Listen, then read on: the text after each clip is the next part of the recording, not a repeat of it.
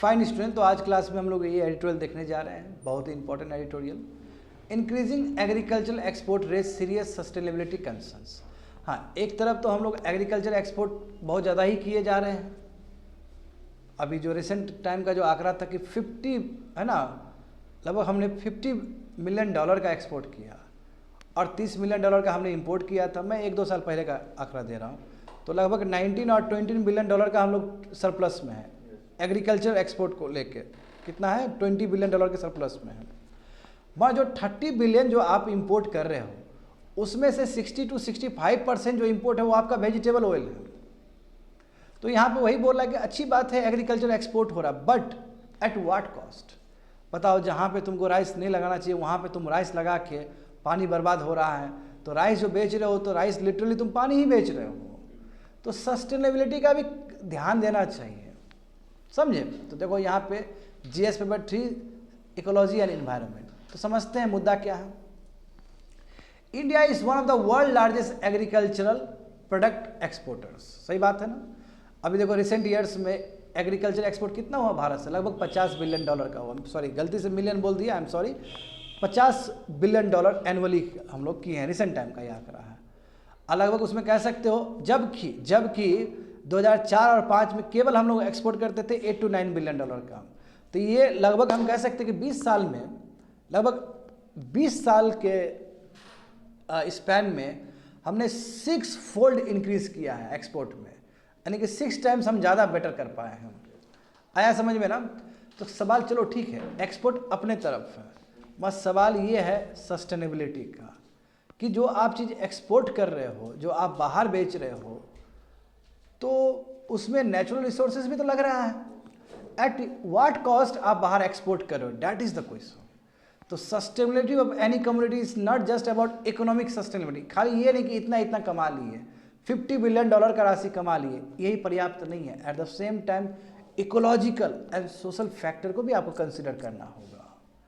बताओ, जहाँ पे पानी का किल्लत है वहाँ वाटर टेबल घट रहा है, और वहाँ से आप राइस को कल्टीवेट कर रहे हो, वीट को कल्टीवेट कर रहे हो और बाहर बेच रहे हो और कह रहे हो कि हमने इतना एक्सपोर्ट किया। तो वो तो इकोलॉजिकली फ्रेंडली था ही नहीं वो जगह करने के लिए। हाँ, आप ज़मीन को बर्बाद कर रहे हो सिंथेटिक फर्टिलाइजर यूज़ करके, और आप कह रहे हो कि हम इतना एक्सपोर्ट करें, तो क्या फ़ायदा, वो क्या काम का वो एक्सपोर्ट, कोई फ़ायदा नहीं हुआ। इसलिए सस्टेनेबल अप्रोच से होना चाहिए। इंडिया देखो सेकंड लार्जेस्ट टी प्रोड्यूसर है वर्ल्ड में, और सबसे बड़ा कंज्यूमर भी है इंडिया। वर्ल्ड का 4th लार्जेस्ट एक्सपोर्टर है टी में। डोमेस्टिक कंजम्पशन हमारा खुद टी का 80% है, यानी कि जितना ही प्रोड्यूस करते हैं 80% तो हम लोग खुद चाय पी लेते हैं, बस ओनली 20% जाता है। उसके बाद भी हम लोग क्या है, वर्ल्ड के फोर्थ लार्जेस्ट एक्सपोर्टर है टी का। तो बड़ा चैलेंज ये है कि टी ठीक है आपने बहुत प्रोड्यूस किया, आप one of the biggest exporter भी हो टी का, मैं एट व्हाट कॉस्ट। तो कॉस्ट देखो यहाँ पे दिक्कत क्या है। तो यहाँ पे देखो 3 major concern in tea industry. Tea हो कैसे रहा है, टी का प्रोडक्शन कैसे हो रहा है कंट्री में। तो देखो 70% जो टी प्लांटेशन है भारत में, वो भी फॉरेस्ट एरिया के आसपास ही है। तो फॉरेस्ट एरिया के आसपास है, तो फॉरेस्ट एरिया जानते हो कि वो क्लाइमेक्स कम्युनिटी है। वहाँ पे कितने माइग्रेटरी पाथ है, बाकी बहुत सारे एनिमल्स के लिए। अब मान लो कि एलिफेंट्स वहाँ से मूव हो रहा है, और फॉरेस्ट एरिया है तो एलिफेंट तो मूव होगा ही होगा, और वहाँ पे प्लांटेशन भी है। तो ह्यूमन और जो एनिमल जो कन्फ्लिक्ट है वो तो इनिविटेबल हो जाएगा। तो कितना जो बायोडाइवर्सिटी, बहुत ज़्यादा बायोडाइवर्सिटी लॉस हो रहा है ना इससे, नंबर 1। दूसरा देखो, सिंथेटिक पेस्टिसाइड्स यूज होता है जी टी प्लांटेशन में। 85% जो पेस्टिसाइड जो यूज होता है वो सिंथेटिक पेस्टिसाइड्स ही है। सिंथेटिक मतलब इंडस्ट्री का बना हुआ पेस्टिसाइड्स। एग्जाम्पल देखो, इंडोसल्फान 35 EC, डाइक्लोफोल 18.5 EC। तो इस तरह का है, समझे ना। और ये जब कंज्यूम करेगा कोई कस्टमर, तो चांस है कैंसर होने का, चांस है डायबिटीज़ होने का, चांस है ब्रेन से संबंधित प्रॉब्लम होने का। तो फिर सस्टेनेबल कहाँ रहा फिर आपका। नंबर 3 देखोगे, वर्किंग कंडीशन देखो ना। हाँ, more than half of the tea plantation workers वो महिला है।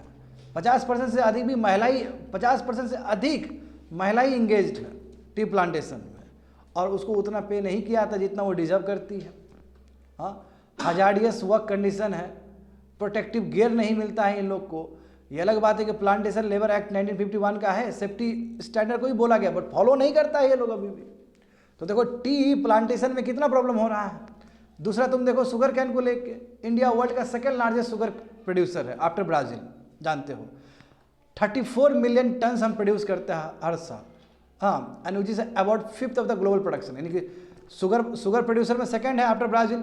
मगर शुगर कैन में देखो ग्लोबल प्रोडक्शन हमारा बहुत ज़्यादा है, 5th, यानी कि दुनिया का जो ग्लोबल प्रोडक्शन है उसका हम लोग 25% कंस्टिट्यूट करते हैं, समझे, 20% कंस्टिट्यूट करते हैं। तो यानी कि इंडिया बहुत बड़ा प्रोड्यूसर है शुगर का। मैं तुम देखो, बट जानते हो कि शुगर कैन जो है वो कितना वाटर गैजलिंग क्रॉप्स है, कितना ज़्यादा पानी लगता है उसमें। हाँ, तो देखो हमने अभी रिसेंट टाइम में, रिसेंट डिकेड में हमने बहुत ज़्यादा एक्सपोर्ट किया। हाँ, हम तो इनफैक्ट इथेनॉल ब्लेंडिंग के लिए भी दे दिए थे परमिशन कि भी हैवी मोलेसेस, सी हैवी मोलेसेस से करो, और अभी नॉर्मल आप शुगर कैन को भी आप डाइवर्ट करके इथेनॉल ब्लेंडिंग कर सकते हो, बट अभी रिसेंट टाइम में रोक दिए और अभी कहा ना कि मेस से हम करेंगे। तो देखो वहाँ पे मिलियंस ऑफ फार्मर्स डिपेंड करता है तुम्हारा शुगर कैन कल्टीवेशन में फॉर लाइवलीहुड, समझ गए ना। और नीति आयोग के हिसाब से देखो कि ये इंडस्ट्री जो शुगर कैन जो इंडस्ट्री है वो कम से कम 1 लाख करोड़ का टर्नओवर देती है हर एक साल, ठीक है, बड़ा इंडस्ट्री है। मैं सवाल at what cost? 1 kg sugar को क्रिएट करने में बच्चे लोग 1500 से लेकर 2000 लीटर वाटर लगता है। और जहाँ तक सवाल है पैडी का, राइस का भी सेम ही है कि राइस 1 kg जो राइस है उसके लिए 2000 से लेकर 3000 लीटर लगता है वाटर। तो आप जो बेच रहे हो तो आप पानी ही बेच रहे हो, और वाटर जानते हो बहुत कीमती चीज़ है। तो शुगर एंड पैडी ऑक्युपाइड 25%, यानी कि जो एरिया अंडर कल्टीवेशन है भारत में 25%, तो तुम्हारा यही सबसे ज़्यादा वाटर गैजरिंग क्रॉप ही है। हाँ, और इसी के लिए देखो 60% टोटल इरीगेशन वाटर यहीं पे लगता है, 2 ही क्रॉप्स में। तो इसका मतलब क्या हुआ कि जो ग्राउंड टेबल का जो कंडीशन होगा, ग्राउंड वाटर कंडीशन बहुत ही स्ट्रेस में रहेगा। जैसे नेचुरल इकोसिस्टम, जैसे देखो ग्रास लैंड सवाना जो भारत में भी है, कर्नाटका और महाराष्ट्र में अधिकतर जो एरिया देखो अब शुगर कैन का प्लांटेशन हो रहा है वहाँ पे, बट एट व्हाट कॉस्ट? सवाल ये है। During the past 7 years the area under sugar cane cultivation has almost doubled in Karnataka, क्योंकि ये कैश क्रॉप है। शुगर कैन कल्टीवेशन देखो कर्नाटका और महाराष्ट्र में जो पहले था उसके कंपेयर में डबल हो गया है। हाँ, और उसके बाद देखो पुअर वर्किंग कंडीशन भी अच्छा नहीं है। हाँ, तो दिक्कत है। तो आय का रास्ता क्या होना चाहिए? आय का रास्ता ये होना चाहिए कि जो सस्टेनेबिलिटी, जो चैलेंजेस, वाटर रिसोर्सेज कैसे यूज़ किया जाए, टी, राइस, शुगर कैन, ये प्रॉब्लम आगे भी मेंटेन रहेगा, क्योंकि आफ्टर ऑल सब वाटर गैजलिंग क्रॉप्स हैं, बात समझे ना। तो इसका इस तरह नहीं चलेगा। तो हमारे पास एक बहुत ही अच्छा सोल्यूशन होना चाहिए, मिलेट प्रमोशन। मिलेट को प्रमोट करो इसके जगह पे। सस्टेन ऑप्शन क्या है कि डोमेस्टिक कंजम्पशन मिलेट का बढ़ाओ, एक्सपोर्ट भी मिलेट का करो।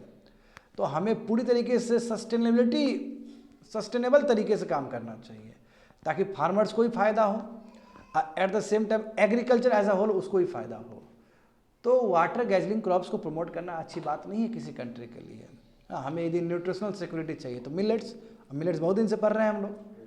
तो किसी तरह यदि हम डाइवर्ट कर दें, और उसके लिए भारत सरकार को आना होगा बहुत ही अच्छा प्रोग्राम से, MSP देंगे मिलेट्स पे, और अभी बहुत ही ठोस मैकेनिज्म से आना होगा, तभी जाके ये सस्टेनेबिलिटी वाला जो इशू है वो कंप्लीट हो पाएगा, खत्म हो पाएगा। That's it, completed.